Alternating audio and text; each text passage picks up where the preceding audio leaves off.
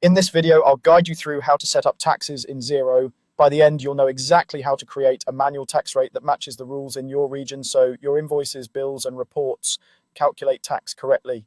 First, open your web browser and go to Xero's website by typing in xero.com and logging into your account.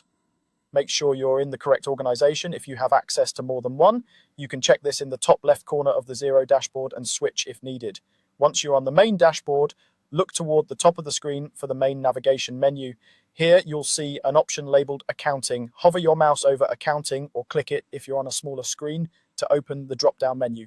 From that drop-down, select Advanced or Accounting Settings, depending on your Xero layout. For this tutorial, we're heading into the Accounting Settings area where your tax configuration lives.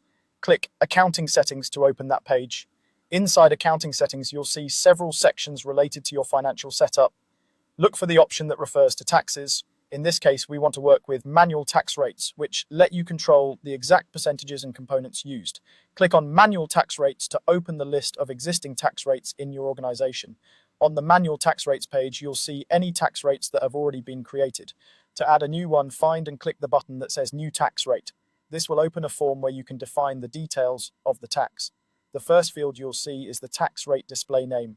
This is the name that will show up on invoices, bills, and reports. So make it clear and recognizable. For example, you might call it Standard Sales Tax 10% or VAT 20% domestic. Choose something that reflects how you'll use it and makes sense to anyone else working in the file.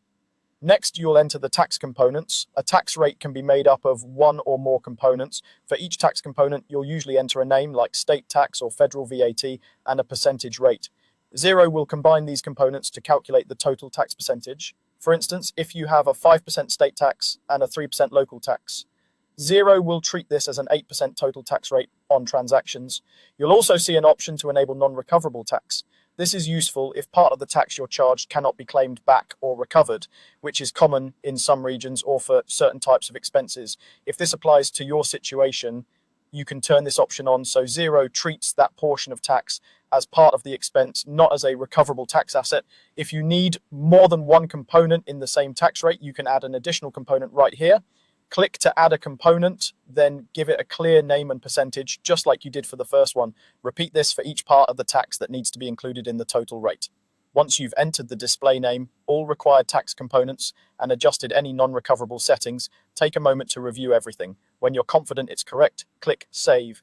Xero will store this new tax rate and make it available for you to use on invoices, bills, and other transactions going forward. That's all you need to set up taxes in Xero using manual tax rates.